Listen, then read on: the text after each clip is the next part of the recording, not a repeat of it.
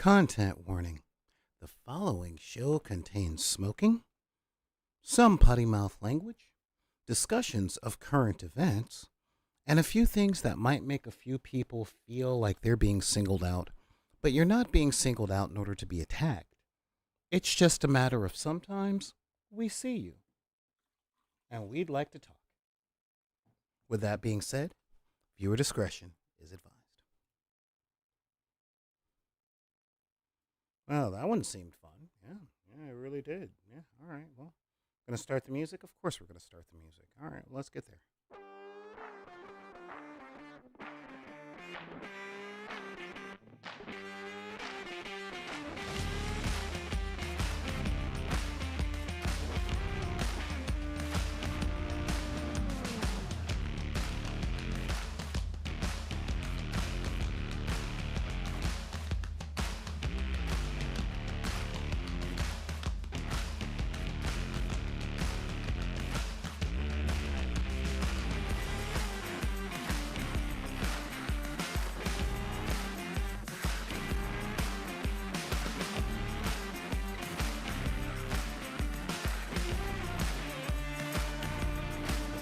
Hey everybody, what is going on today? I am Solar Gray, the Cinematic Sorcerer, coming at you from the Wizard's Tower. And today, on the dark side of the room, we are going to be talking about teamwork. That's right, the teamwork that's going down because, well, we are in a good, momentous time in social history. And you know what? Since life imitates art, and games are reflections of the lives that we live, even though they tend to be exemplary of the type of lives we want to live. We have to take a look at the world around us in order to see what lives we're actually living. So we are going to be talking about teamwork today. We are going to be talking a little bit about the social contract, because contracts. And I want to hear a lot from you guys today. So, y'all want to contact me or say what's going on? You can always leave a comment right here, right there, just to say hello. That's right, just to say hello and all of that jazz. And of course, let us know what you're thinking about today's topic and all that. And if you've got more to say, but you don't want to be all on Front Street about it, that's cool. Just type in back in the deck at gmail.com. That's BACKINTHEDECK at gmail.com. You can also reach out to us over on Twitter and Instagram, both at Back in the Deck. You can also reach out on the Clock app at BidP. Now, a little bit later on in the show, I will be showing you guys the Discord link and all of that jazz, so be very prepared for that, because yay, the Discord link. You guys can join us without joining Patreon. Isn't that fun? And we're trying to make it one of the most robust hobby and escapism Discords out there, even with all of the pauses in my speech. And of course, if you are still on the YouTube or on the Facebook, that wretched hive of scum and villainy, you can always join the group Deckers on the Book. What? That's right. Now I know you guys are like, hey, what is going on today? You are on early. I am, because I have another podcast appointment today at a time that would normally cut directly in the middle of my time with you. So you know what? I showed up early today, and that makes things really, really fun and squishy. And, you know, it gives me the same amount of time with y'all that I would normally have. So, let's get into today's topic. Now, Monday, we talked a lot about, we talked a lot about it's not just what games you play, but who you play those games with. And I want to expand on that because I like my weeks to have themes. And so let's really get into that. Now, I labeled today the day of teamwork. All right? And why teamwork? Why would I do all that stuff? Well, got word this morning since I live in Los Angeles, and that is literally just how we roll. Um, that the WGA strike is over. The writers got their deal, and that is huge, guys. That is so huge. Let's see here. Let me pull up the article real quick. Looking over at Vox. Um, yeah, what we got over here is Hollywood strike is over and they won. No, I don't want that. On Sunday, after 146 days of labor stoppages, the longest strike in Hollywood history by a long shot, um, the writers won. Okay, the strike officially ended in the wee hours of the morning, and they got a new agreement. What did it say? Well, it essentially says, again, the exact language isn't released, and they got to go over it to make sure that there's no tomfoolery or rules lawyering or min maxing and all that stuff. But um, let's see, the exact language of the contract is yet to be released, but from the WGA summary, it appears that the union was successful in its effort. The MOA includes the increase in minimum wage and compensation, increased pension and health fund rates, improvement of terms of length of employment, which is huge, guys. I'm gonna cut in real quick with this. One of the biggest ways that writers were being screwed was they went from working 13 to 15 or 13 to 26 weeks a year on TV shows to like 8.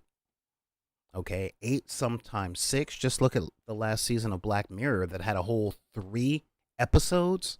And if you're making $1,000 to $1,200 per episode, that's it. That's all you get for the year.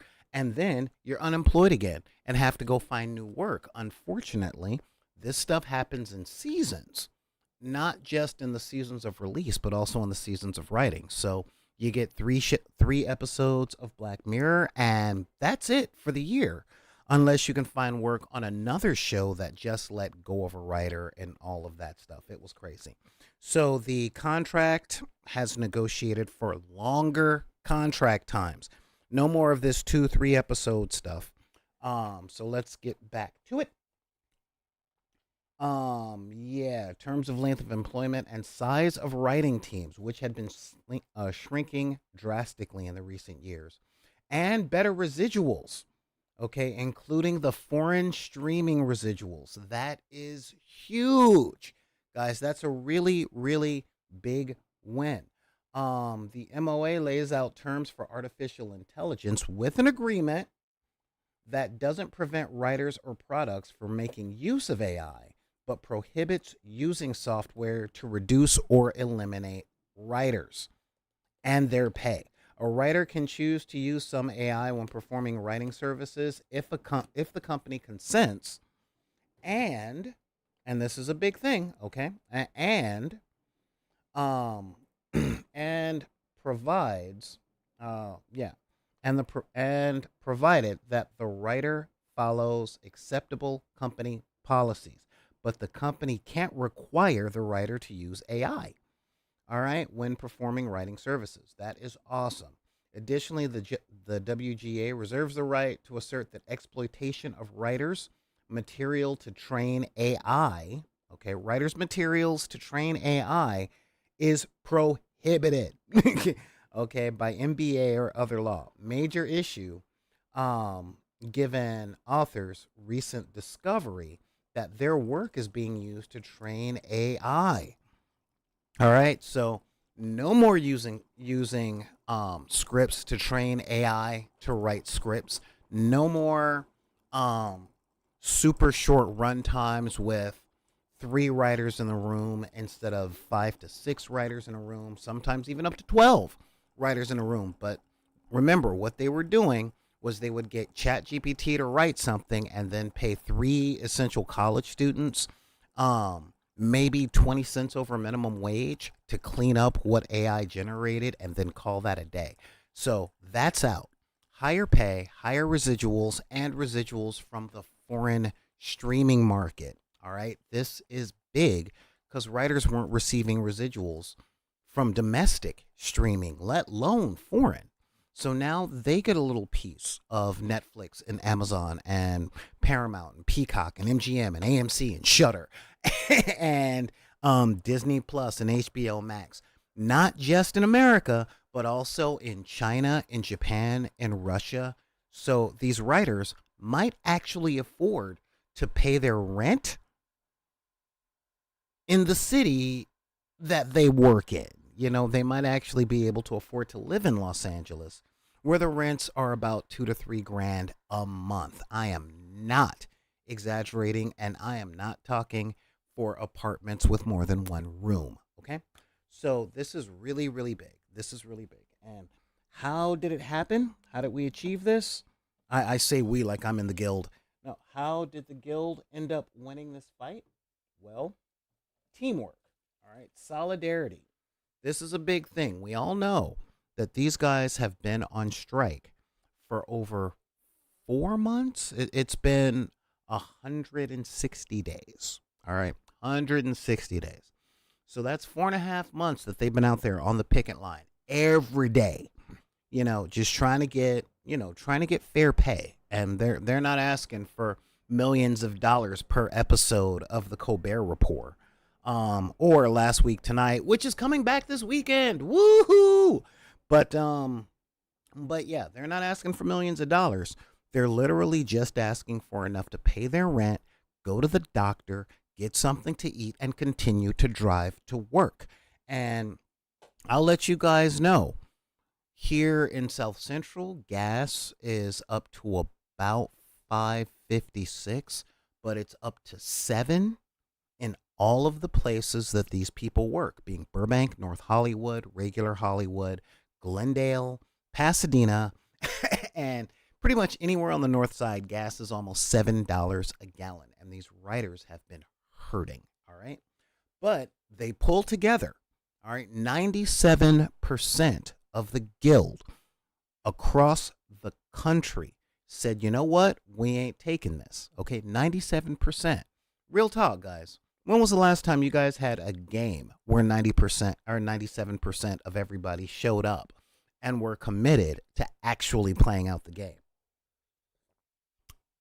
That means not typing on their phones, not doing all that other stuff. So this is big. This is a monumental thing. The strike literally ended at the midnight that just passed. And seriously speaking, that's a big win. That is a really big win.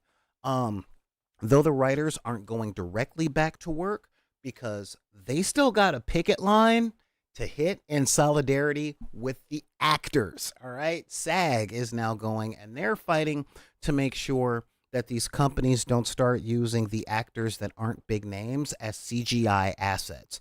And soon the video game folks are going to be coming in. So this is a monumental time. All right. And that's why I wanted to talk about teamwork today, because seriously speaking, it was the WGA, or the writers were at 97% capacity, except for Bill Maher and Drew Barrymore. We'll get to y'all. And then the actors popped in and said, nah, man, this ain't good. Y'all trying to replace us with animated assets, and you're trying to replace them with AI. And seriously, y'all trying not to pay people. What is going on with this? Y'all making billions of dollars. And we were mad enough that Scarlett Johansson only got $100,000 for the Black Widow movie. What was up with that? So real talk. They teamed up. The writers and the actors teamed up. Hang on the air. Tune in on YouTube. Looks like a friend of mine just got back from Greece and forgot that we are live. Actually, no, I didn't forget. I'm on early and they didn't know. So this is really big. This is really big. This is really hopeful. And I mean that, like really, really, really hopeful, because Again, people got together, they teamed up with each other, and they said, hey, fair is fair. All right, that's it. Fair is fair. You want people to dedicate their life to your business, then you have to pay them enough to continue to live, to have a life, call it crazy. And how in the crap um does this particular topic relate to what we talk about here on the channel? Well, I'm glad you asked. All right. The stuff that we do, the games, the comics, the toys, the 3D printing, all the other stuff that we're all over the place with. All right. This has a really, really, really big impact on us on the daily. All right. Tell me if this has happened to you. You've got a D&D game coming up. You get your character ready. You clear out the day. And be it as a GM or a player, and you get to the game and somebody turns the cooperative experience of an RPG where a bunch of people get together and create a story,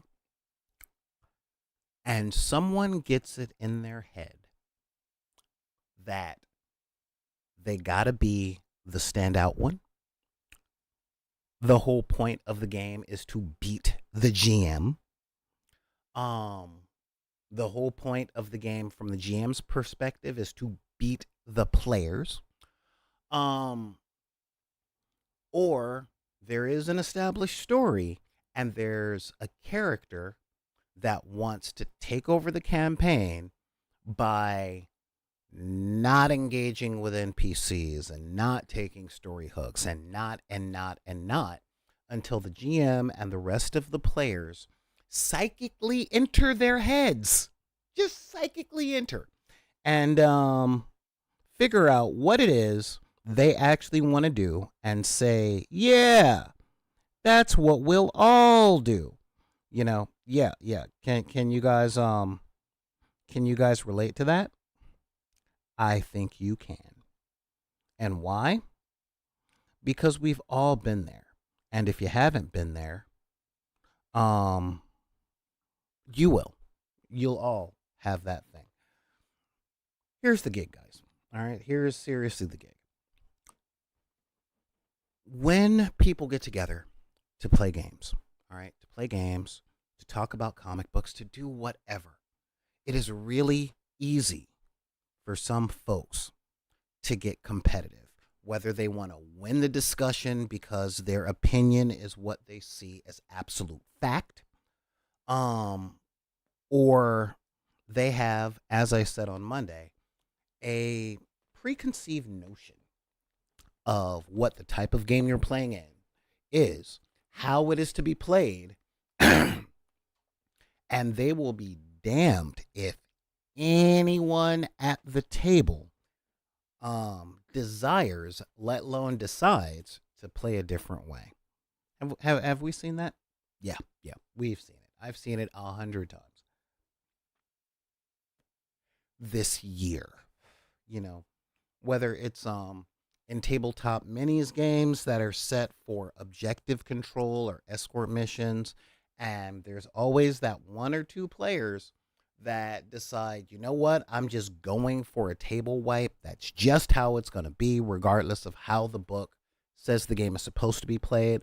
I'm here to destroy, or the person that says, yeah, I actually want to play something else, so they change the topic of discussion. Or, out here in Southern California, people do this thing of rapidly changing the subject because they jump to the conclusion of what you're going to say. Shame on you. But when it comes to that kind of thing, I approach all of this, and I'm pretty sure you guys do too if you guys are regulars here. The approach that I look at is quite simple. Okay. And what do I mean by quite simple? Well, when people get together for an activity, what they actually have gotten together for is an agreement for enjoyment. Okay, now most of the time, these agreements go unspoken. Okay, it's kind of like it's very much a what I want to get together and have fun, be it hang out with my friends or hang out with this, blah blah blah blah blah blah. Um, but I want to talk about the commitment to that mission and working as a team to accomplish it. All right. What is the mission? Well, when you get together with a friend to hang out, the mission is to have fun, to have an enjoyable time, to enjoy yourself. Mm. But when it comes to a lot of the stuff that we do, it's easy to fall into the mindset that the only way to enjoy oneself is to completely have their way. Or, and this is the case with some people that I know, the idea of not having your way means that you will not be able to have any fun at all. I know a lot of people, and I used to be one of these types of people that were scarred in their adolescenthood with the idea of that one terrorist, that one bully had to always have their way, especially when you were around. So if you had an idea, it was automatically shot down and you started questioning not your worth, but your value. Okay.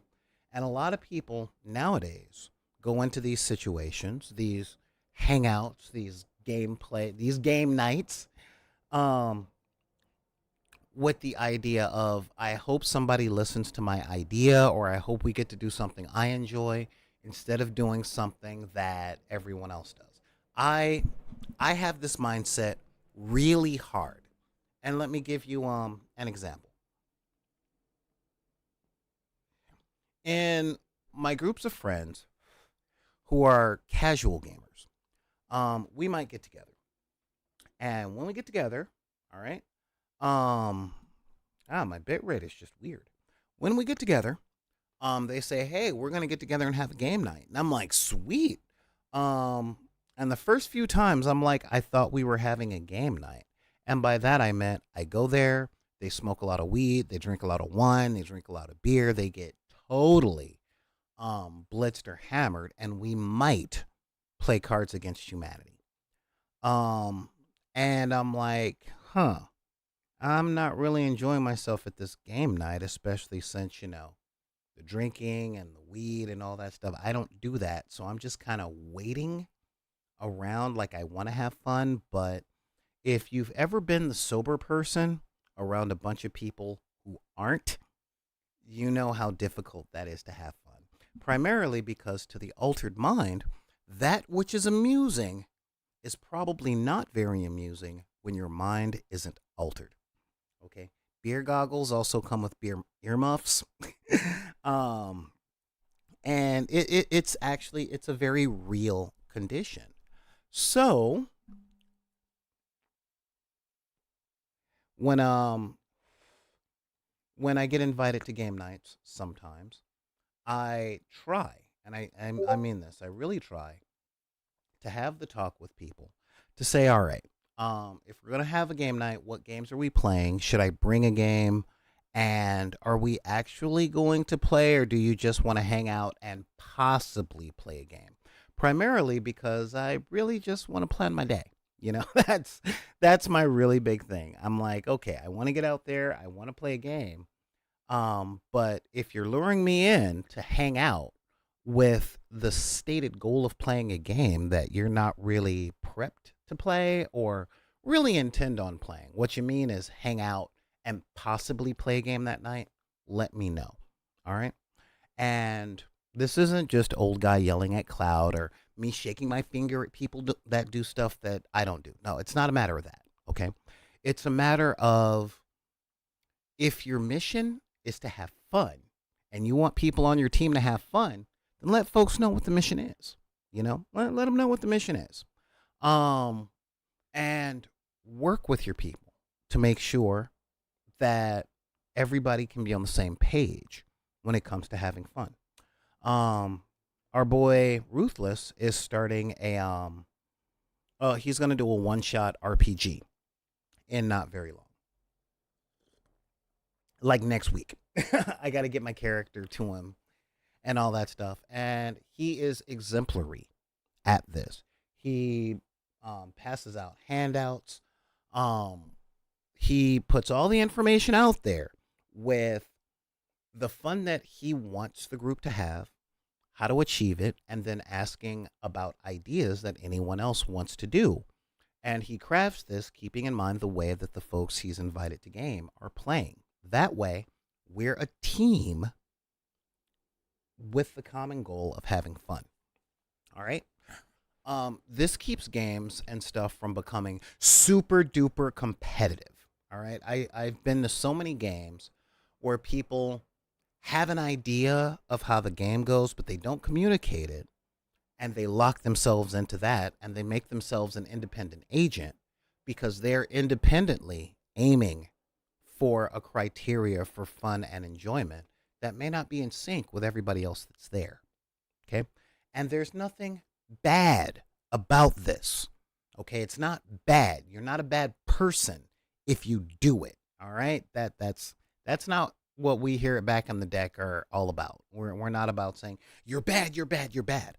But what I am saying is having the mindset that doesn't revolve around cooperating with others for the maximum or for the maximum amount of possible success can and often does detract from the experience. Not just for the people around you, but for you yourself. Okay? I mean, quite seriously.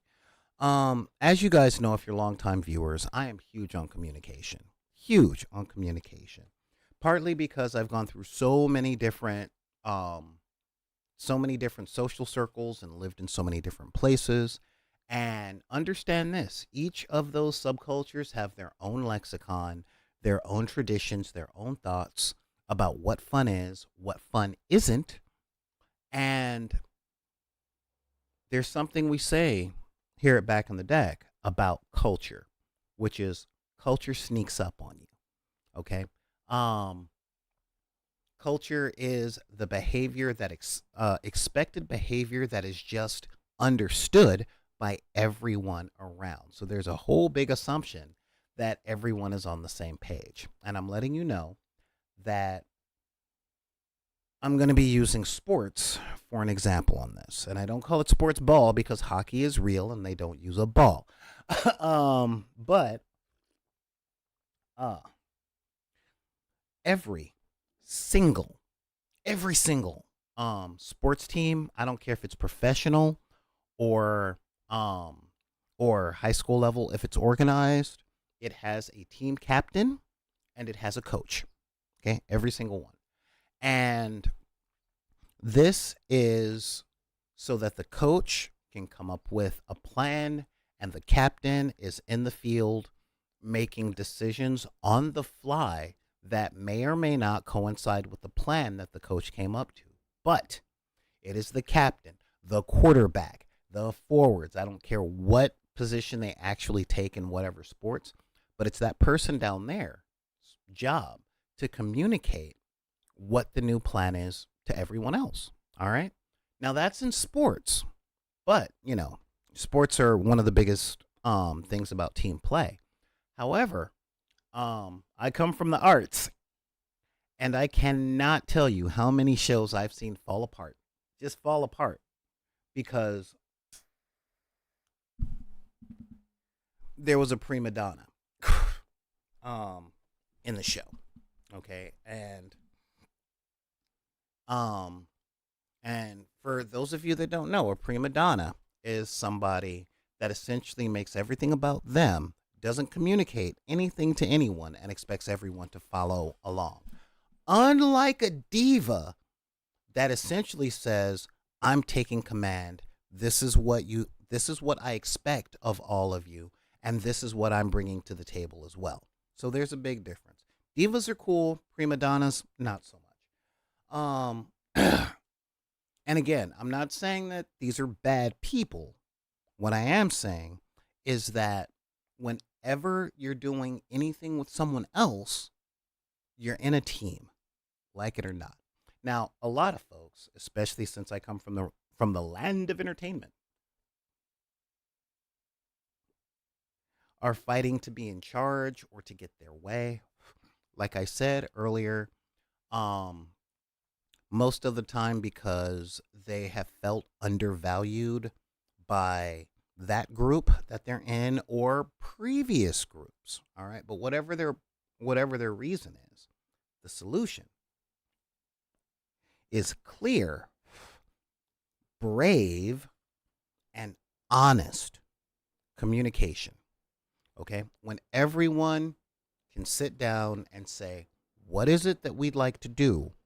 How can we achieve that? Then you've got a WGA situation. Okay? You've got everyone aligned for a common goal.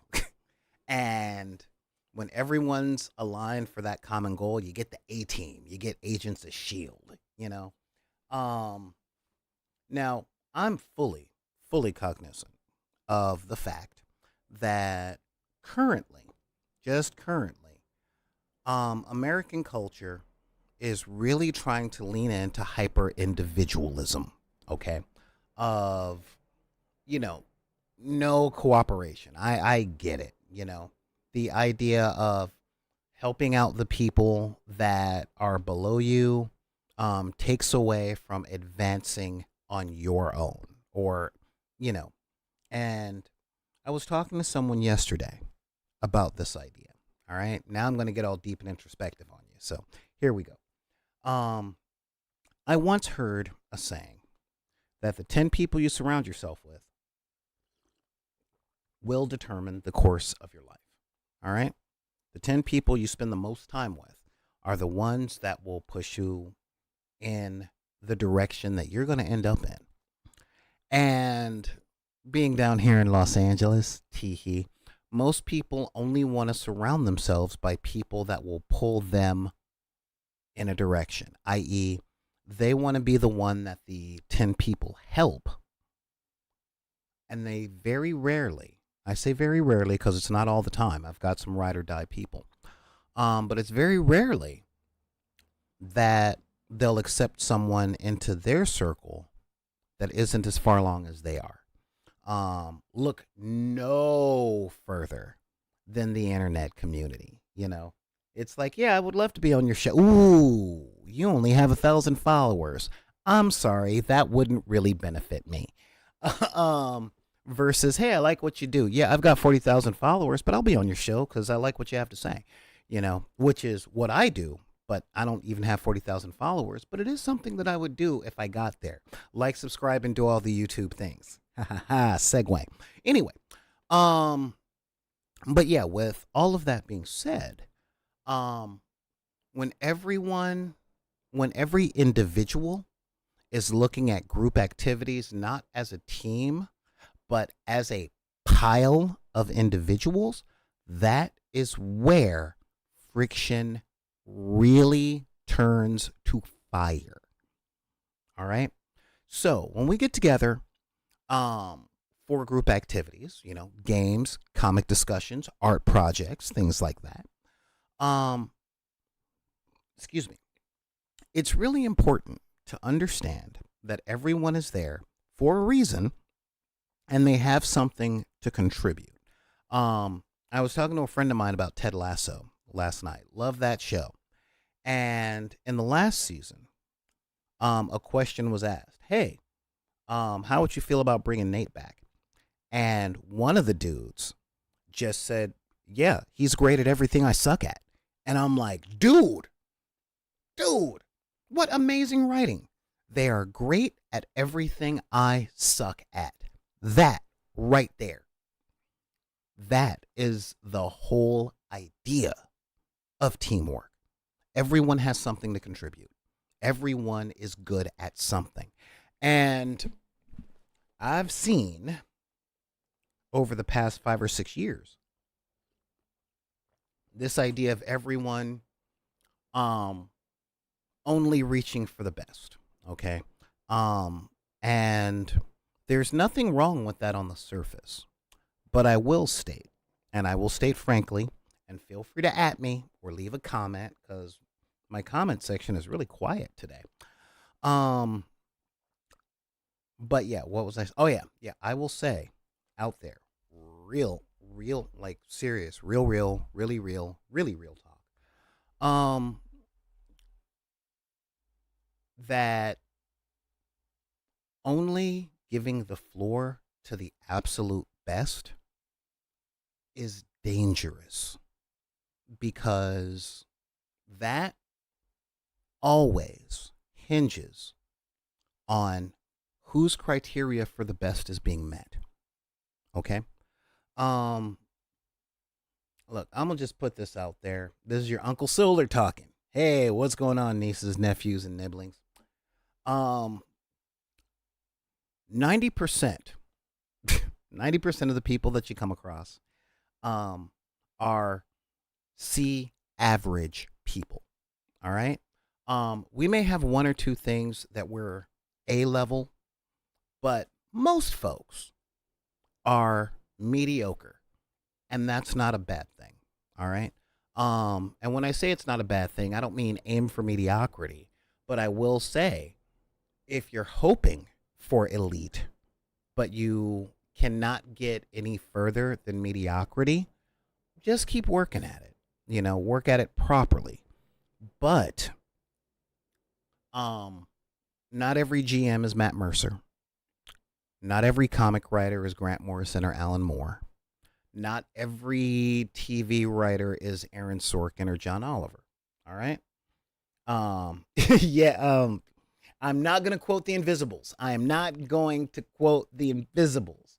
Okay. I'm not going to say that once everyone is special, no one is special. But what I am going to say is that every person you know is better at something cool than you are at that thing. Just like you are better at something cool than the other people that you know. All right?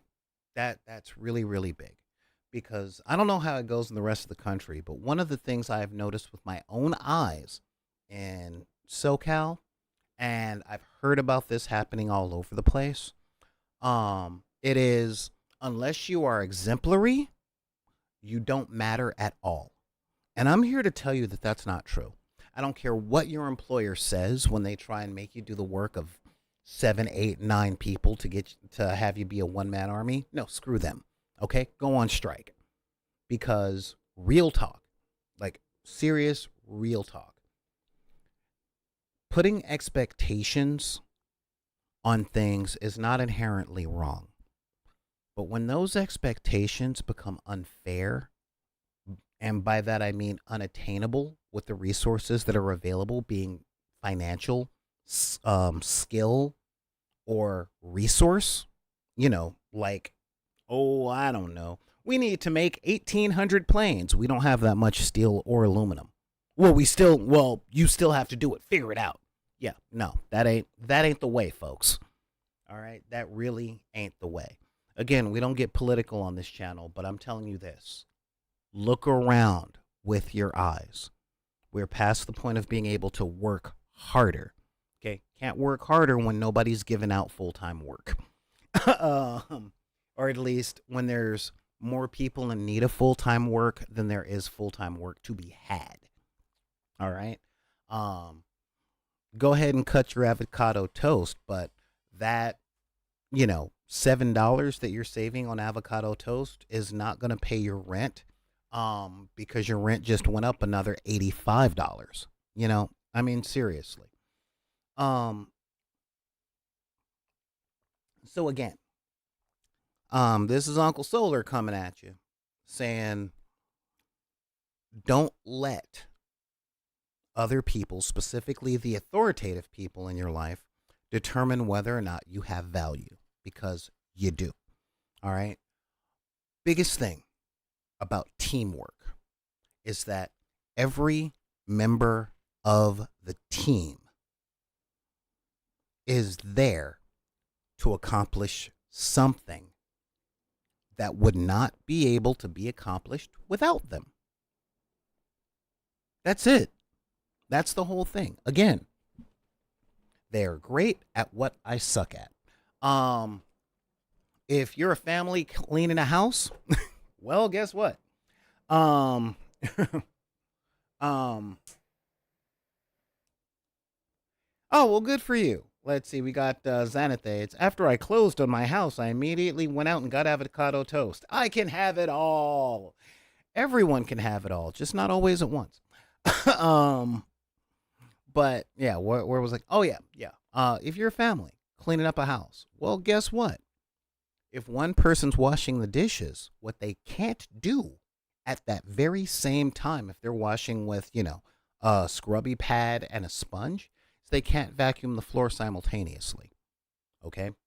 Um, Most people don't have that many operative limbs, let alone can be in two rooms at the same time, more than 10 feet apart from each other. Sorry, that's just physics and biology talking. All right. Um, but what else does it mean to have a team? Well, in the world that I'm trying to build, team members build each other up. If you are good at what I am bad at, then I would like to learn from you so that I may get better at what I'm bad at. And I would like you to learn from me that which I am good at, that you aren't as good as I am at. We all help and grow together. Now, that's the dream. That's the dream. But what a lot of folks tend to do, and they tend to forget, is why they're a member of a team in the first place. Okay. Now, I'm not saying life's a meritocracy and all that stuff. A lot of people end up places that they didn't plan on it. However, a lot of people are in places that they don't have a choice to be. I'm talking to every single student out there. And I'm talking K through 12, okay? I'm not just talking university. Um, but the thing is, being part of a team, I don't care if it's chess club, science club, debate club, football team, basketball team, gaming group, writers group, whatever. The old African saying of we may go faster alone, but we go much farther together is very, very, very true. If you don't believe me, reshingle a roof by yourself or just take a look at roofers. Okay. Every single roof that I have ever seen put on took a crew. 5, 6, 7, sometimes 10 or 11, depending on the size of the building or the deadline. Okay. Everyone is there. They're doing their thing. Even if it's unskilled labor, people get better at stuff with practice. I mean, seriously, that's just the whole thing. But not just with practice, but with practice and guidance. And this is a really big thing for me, like a really big and deep and personal thing. Because ever since I was classified as gifted when I was a kid, figure it out has been the major thing that's been spewed at me from other people. Okay. I don't care if it's my family going, oh, you're having a problem with your math homework. Figure it out. You're smart. I don't care if it's my friends who mean well saying, you have to figure out. And I'm like, guidance would be good, and it's true. You get better with practice, but you get way better, way faster with guidance. And that is the number one benefit of teamwork. Okay. Um, I teach a lot of people how to play RPGs or tabletop war games and all that stuff for the first time. I'm like, yeah, no, you should give it a shot, blah, blah, blah. We do all this stuff. But let's be real, folks. In this day and age, Everything is complex. Every single thing that becomes popular is complex. I don't care if you sit down to a video game system for the first time. Real talk, I haven't because too many buttons, too many knobs. Ah, I was priced out at PS1 and occasionally I'll try playing a console game and it just does not work out well. I try to listen to modern music, but I don't know what I'm listening for. But every single time I have a guide, someone that's at one of the realest examples was the first time I watched Arrested Development. I didn't know it was a comedy series. No one had told me. I just found it in a pile of DVDs while I was house sitting, and it came out during the 5 or 6 years where I didn't watch TV at all. And I'm looking at this and I'm like, I don't know what I'm watching, but I know people like that. I didn't know that the show was a comedy. And when I tried talking to people about it, I got their opinions on it. So good. Oh, it's so good. Oh, really? You don't like it? But it's so good. And I'm like, what's good about it? Can you teach me? But we live in this age where everything is complex and most people expect others to already know. And I'm letting you guys know, since this is a channel about hobbies and D&D and stuff like that, gaming falls completely apart when every person in the campaign expects every other person to know and is unwilling to guide them. That is not team behavior. That is a room full of individuals, not a team. Okay? And there is a huge difference between a room full of individuals and a team. What just happened with the Writers Guild is amazing. That was teamwork. That was thousands of people with a common goal, with a battle plan and execution of that battle plan, and they got what they needed. And not a bunch of individuals saying, well, I'm not going to hit the picket lines. I got rent to pay. I'm not going to do this because I'm afraid that if I do it, I will lose something. When people say, yeah, there's no I in team, it's true, but there is me if you mix up if you mix up the letters a bit. However, to get together with people, to do things, to have fun, to accomplish any sort of enjoyment out of stuff happens in a much richer and a more regular way if we approach these things from a team mindset. All right. Now let's apply this to competitive gaming. All right. And I'm talking Settlers of Catan, I'm talking non-cooperative board games and tabletop wargaming. Because I can hear some people out there now, but Uncle Solar, there's a lot of people out there that play competitive games, and you can't be teammates with your opponent. Yes, you can. Okay. You can be a teammate to your opponent, or your opponent can be a teammate to you if the intention. Hey, Heather. Let's see. That's Heather Johnson. All right. Sorry, Miss Johnson. The team of the competitor and their opponent is put together because you guys are working as a team to play a game and have fun. All right. Now, the criteria of fun can get lost in translation a lot of the times. I will tell you guys, it's been about 15 years since people have not enjoyed playing with me, because when I go into a game, I'm like, we are gonna have some fun, and I do my best to to turn even feel bad moments into fun, because I'm committed for the team, the other players, and myself to have fun. Now, do I do that with banter? Sometimes. Do I do that with funny voices? Sometimes. Do I do that by complimenting their gameplay? All the time. All right. But I make it very clear that I'm not using my opponent to prove to the world that I'm not worthless. All right. And there's only been one person that hasn't enjoyed playing games with me, and that person only enjoys playing games when they are winning. Okay.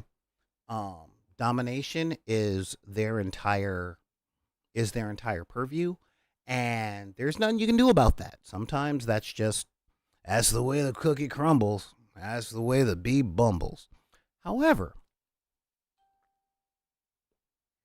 you guys know I watch a lot of battle reports. Um, a lot of battle reports from people that have fewer subscribers than I do, which I'll be reaching out to you guys soon. And battle reports from the big dogs like Play on Tabletop and Tabletop Tactics and all those people. And what I can definitely say is the people I enjoy watching are exemplary in working as a team. All right. They're teamed up with their camera person, their opponent, the announcer, just everyone out there. From Tanya the War Mistress Gates to insert insert Warhammer 40k faction Nick, to mini wargaming Dave, to the freaking bodybuilder and Warhammer coach at Tabletop Tactics, to all to all of the people over at God, who was it? Not Tabletop. Yeah, no. Yeah. Sorry. The bodybuilding guys from Variant. Anyway, this is all off the top of my head. But either way, all these people work together to assure a good time for the players and for the people watching. And this takes me back to my days on stage. Hang on.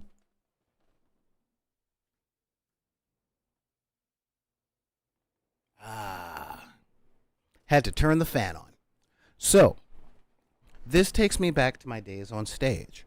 As a musician, I was a member of a band, and there were only three of us, sometimes four of us, but we never had a stable drummer until the end. But when the members of the band were together, working as a team to do good music, put on a good show, and sound good, we did a lot. We did a whole lot. Occasionally we had drummers that just, I'm not going to say they didn't fit, but we had, well, one of them was just a plain old racist drummer. But when we had other band members or guest singers and all that stuff that wanted to make everything about them because they had to be better than us, okay? Because if they weren't better than us, they may as well unalive themselves. I wish, Xanathids, I wish my drummer would have spontaneously combusted. That would have been amazing. I mean, you know, I mean, we had one, you know, but actually he choked. He choked on vomit, but you know, it really, well, it wasn't his, and they just decided to let it lie because, you know, you can't dust for vomit. You know, it's very much one of those things. But as I was saying, when we're working together as a team, we put on great performances, and we got a pretty decent following, and we almost ended up with a record deal. You know, when you work as a team with the people at your table, okay, I don't even care if you're playing a competitive game like Settlers of Catan or Power Grid or Grimdark Future or Age of Fantasy or 40K or Age of Sigmar. Don't care, okay? When the mission is to have fun and every participant wants to make sure that every other participant achieves that. I know, Heather, it is gross, but you know, Zed and I were having a moment. We're having a moment. See, that was, it's very much one of them. You know, I might meet them at Stonehenge, where the demons dwell and the banshees live, and they do live well. Now I have to sneeze. Hang on.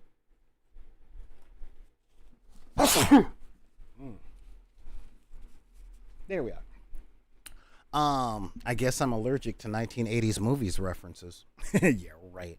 Um, when the people that are playing are committed to making sure that everyone else is having fun as well, then you got something going. Okay. I know a lot of games or a lot of people that run games in the sense of I'm putting on a game, you can show up and have fun or you can not show up and have fun. That's up to you. That goes against my personal gaming philosophy. Okay. Over here at Back in the Deck, we say very, very loudly if the people you're playing with aren't having fun when they're losing, then you are playing incorrectly. And I mean that. I mean that really, really hard. Um, One of my ride or die guys is 40K dude. And I think I've beaten him practically every game we've played where it was he against myself. All right. And and real talk, he can be kind of intense sometimes. But when he gets yeah, I cut the air with levity, When I first played my Battle Brothers and Grimdark Future, I had just finished watching If the Emperor Had a Text to Speech Device. Thank you, brother Afabusa. And I was so being, because he plays Space Marines, and I'm like, oh, I see what's going on. You're like, hi, Cuddle Sicarius is coming over and stabbing your bug in the face. And everything that he did, I made a big old joke out of it while he was wiping my figures off the table. And you know what? After about the third joke, he started laughing. Because, he was like, this is serious. This is... Okay, all right, dude. Like, seriously, I am just pounding you into the ground, and you just keep making jokes, and you're laughing and all that stuff, but you're still playing hard. I'm like, yeah, because I'm playing. I'm playing around. Oh, my God. We actually play games. Not experience games in a competitive manner. And maybe my philosophy on having games is not the way to become professional. I have no wish to become a professional gamer because I don't want to be like, I'm Solar Gray and I get paid to play a game. I get paid to play a game and I'm grumpy about it. Look at my grump. No, I'm not that guy. Okay, I'm not. I could be, but I'm really not. And honestly, I don't even want to be that guy. That sounds like work. Is what that sounds like.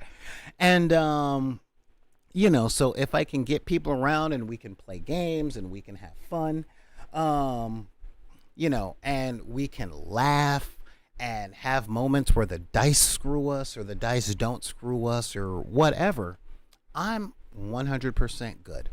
I'm 100% good. And most of the people that play against me are 100% good. Now, does this work 100% of the time? No.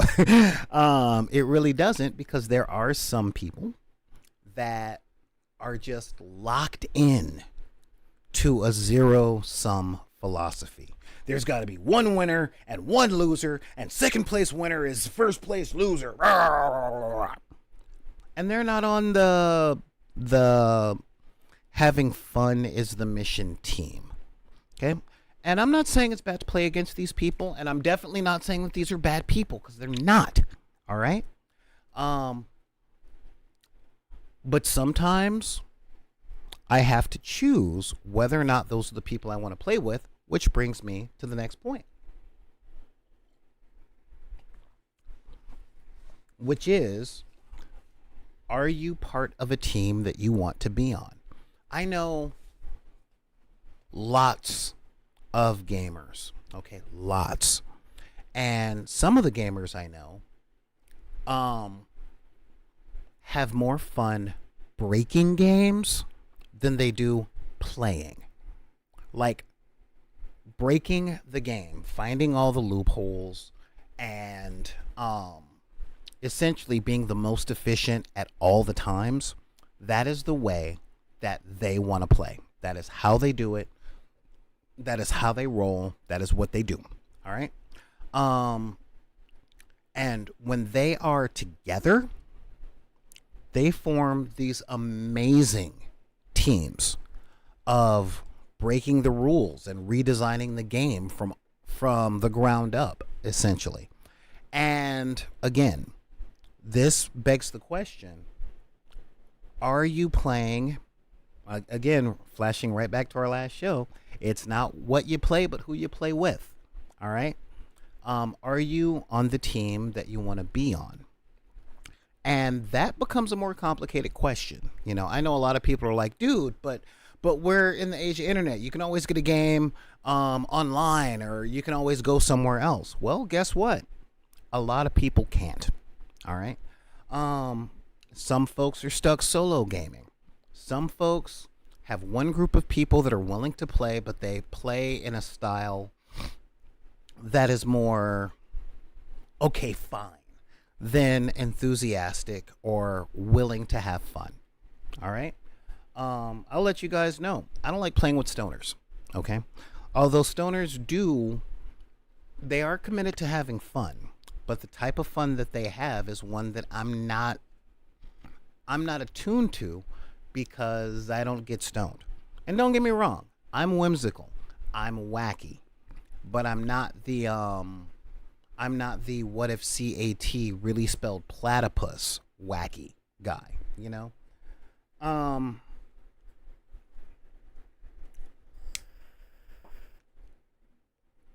Again, I like to play. I'm whimsical and I'm childish. But I know a lot of gamers that are super competitive, that have the dream of what I call the old chessmith. The two people staring at each other over a chessboard for years at a time. Going, And sometimes I'm in the mood for that. Most times I'm not. Like at this point in my life right now, no, I need to laugh. I need to have fun. I work a lot. I stress a lot. So sometimes I got to go whoop, whoop, woo. And a good amount of times I'm not in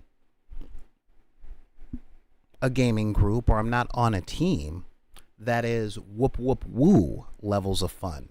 They are, I guess you can say, competence porn kind of fun, in the sense of, we can only have fun with this game when we are masters of it. But if I make a mistake in a way that I don't think I should have ever made a mistake one time, then the entire experience is wasted for me, and the 9 hours we've been here today has just been a waste of my time. I'm like, yeah, no, sorry, man. That's, yeah, I need a margin of error, and that's just, where I come from. So let's sum up. All right, let's sum up. When it comes to playing games, be them competitive or cooperative, all right? What are the important takeaways here? That when groups communicate openly, bravely, and honestly about the intention on getting together, what games are being played, how can we agree on the way the game should be played, what do my characters do, and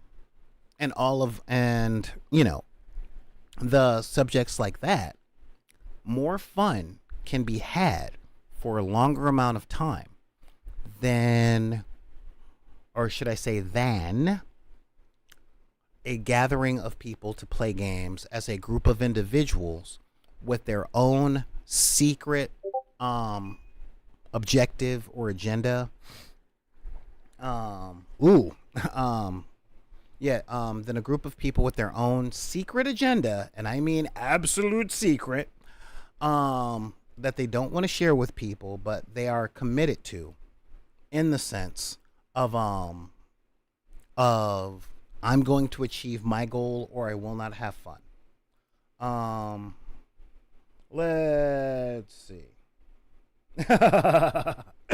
Okay. Yeah, sorry, we just got a Discord thing right here. Let me take a look here. and that is went down a rabbit hole trying to confirm this, and the conversation on screen got away from it. But I believe we have a Stonehenge from the movie here in Milwaukee. Um, that does not surprise me.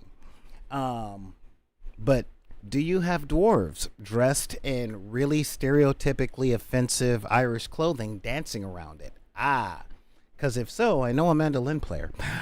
um, but yeah, mm, and again, what I'm talking about may not seem like it's something that happens in your gaming circle or with you, but I challenge you to ask, has it? Has it happened with you? Does it happen in your gaming circles? I know for myself individually, I have a lot of friends that are gamers that do not believe they have any poor habits. Um, and I'm an introspective monster in the sense of I'm always like looking into myself and like, um, but yeah, when it comes down to that, I can't expect everyone to do that same thing. So, what do we do when our teammates won't be introspective?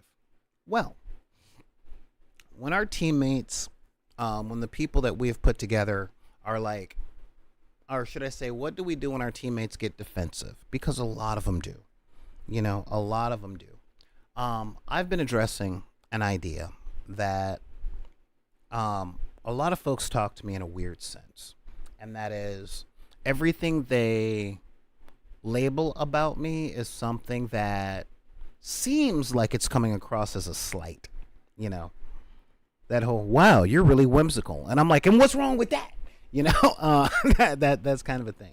It's like, "Wow, you prance," and I'll be prancing all up and down your face if you don't shut your damn mouth. That kind of thing. And yes, I do prance. All right, I prance, I juggle, especially when I'm stressed out. That's just levity. Yay! I am a clown. All right, and I don't mean class clown. I mean, when the jobs come, I put on makeup, I put on the baggy pants, and I put on the big shoes, and I make people laugh. By smiling and wearing a big red nose. That's just what I do. It is what I enjoy doing because I love clowns. I think they are great. Aha, aha, aha. All right. But as I was saying, hey Daryl, I can get defensive when people point things out about me because I do not come from a background where people point things out about you as compliments. Okay? Most of the time it's the compliment bread and the freaking sandwich. Urgh. Um you know what I'm talking about. And if you don't, yeah, compliment sandwich looks like this. I love how creative you are. You always have ways of really seeing things from a different point of view. But this way that you're looking at it is completely wrong. But you are very smart, and it's like, you know what? Just shut up. Tell me what's going on, instead of giving me a false compliment, saying your real intention, which was a criticism, and then trying to ease it with another reach for a soft compliment. Okay, just don't do that.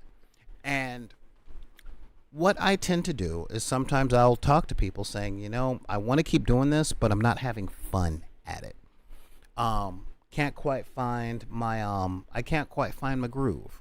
I'm looking for it, but the LARP that I still have an open invitation for, I'm not really big on politics in my role playing right now. And when I say politics, I don't mean that in the internet way. I mean, I don't want to play a game of intrigue. Right now I'm in a very high adventure kind of place, which means I don't really want much mystery. And I don't want a lot of intrigue, okay? I don't want to be in a game where every third player is Varys the Spider or Littlefinger, all right? I want to be out there where we're Indiana Jonesing up the place, I want to save a town, do an escort mission, rescue the princess, that kind of thing. I want to be out there and wear a cape and do good. versus hide my true intentions from everyone, because if we're going to play, my lord, you have to start. I'm not with that. I want to be a part of a band of people that want to get out there and do some good. Yeah. Therefore, I'm not in the political intrigue game with the players that run this thing. We talked about this on the last show about not what you play, but who you play with. Those are the games they run. That is the game that they're running. That's not a team I want to be a part of. All right?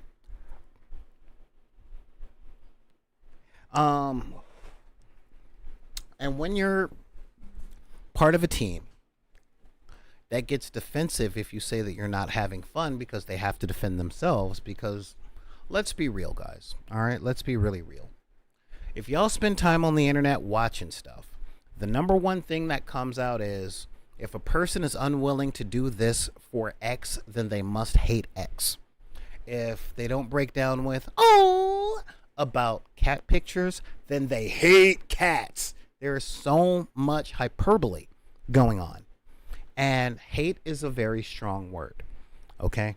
And in between melty squishy over them and hatred is a whole bunch of stuff, like not prefer, like well enough but not the center of their world, that kind of thing.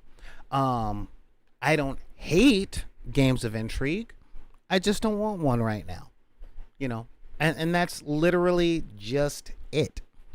Just I don't want one right now. A lot of people are like, dude, fried chicken is good, but sometimes somebody wants some barbecue ribs. Do they hate fried chicken? No, just sometimes they want ribs. It's that simple. Okay, a preference is not an attack on existence. But if you spend a lot of time on the internet and you're in your formative years, i.e. all of your years before the age of 70, it's really easy to believe that that's where culture is going. But that's not the whole thing. This is where that honest and brave communication comes out. Being brave enough to be honest and saying, I see what you guys are doing, and yeah, it's not really my thing. I'm going to go find somewhere else unless we can work in some of this. And I'm not threatening. I'm just saying, this is what I would like to do. Is there a place in that? Like, I'll be willing to do some of the stuff that I don't want to do, but I'd like some of the stuff that I do like in there too. And the other members of the game, if they're not saying, you're telling me I'm a bad DM. No. It's just, this is the stuff I would kind of like included in the game that I'm playing in sometime. You see the difference? That's being a team player. Hang on, gotta blow my nose.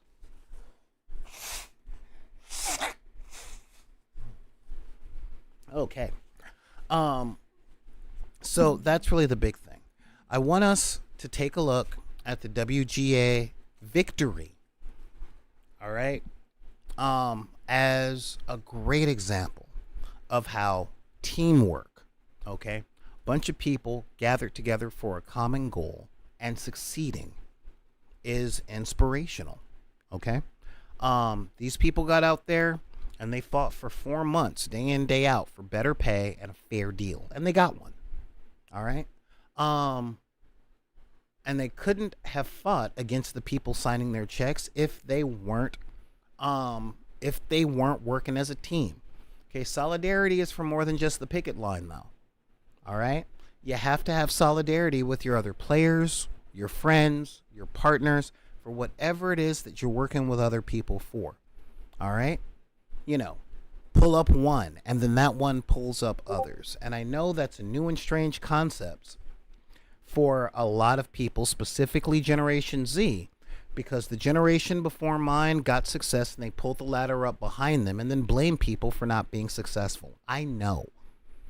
But that doesn't mean that we can't form the ninja wall where one person goes against the wall and another person stands on that person's shoulder, and then another person climbs up the first two people, and then when they get to the top, they lock arms and they pull everybody up. It is amazing to watch. And that is the real way out of our gaming holes. All right. So I want you guys to do me a favor over the next couple of views and talk to me. Let me know what's up. How, hit me up in the comments. If you're watching on YouTube, like, subscribe, and leave a comment on the ways that your gaming group does work as a team. All right. I know it's real tempting to go, yeah, my gaming group is blah, blah, blah, and they act terribly. No. I want those of us who have good experiences to put that in the comments so that the people that have those bad experiences and want to comment on them might be able to find some solutions. All right. Not just the ones I talk about, but I want your guys' input too. That's going to be your mission statement. And if you guys have any other examples and stuff that you want to share with me, well, that's easy. All you got to do is pull up your email and type in backinthedeck@gmail.com. That's BACKINTHEDECK @gmail.com. You can also hit me up on Twitter @backinthedeck, and Instagram, and on the Clock app, and in the Facebook group, Deckers on the Book. Thank you guys for tuning in and watching over on YouTube. Thank you guys for being here. Major shout outs to my chat folks and all that stuff, for being here. Thank you guys for showing up. Thank you guys for listening. And I want you guys to remember one thing, and that is that if anybody tells you that you can't like what you like, or they tell somebody they can't like what they like because of the circumstances of their birth, be it race, religion, creed, gender identity, sexual orientation, disability, neurodivergency, or their budget, because anybody that's ever been to a trailer park knows that it's walking distance from the hood. We tend to be on that same side of the garbage dump. You can tell them to take whatever card they're trying to pull and put it back in the deck, and not just for you, but for somebody else. All right, be a team player on that. I am Solar Gray, the Cinematic Sorcerer, and join us Friday as we may have a guest talking about their wares and an unboxing of the AEG Games pack from 2016. It's been sitting on my shelf and I haven't unpacked it yet. And thank you guys for being here. I am Solar Gray, the Cinematic Sorcerer, saying thank you, and we will see you next time on the dark side of the realm.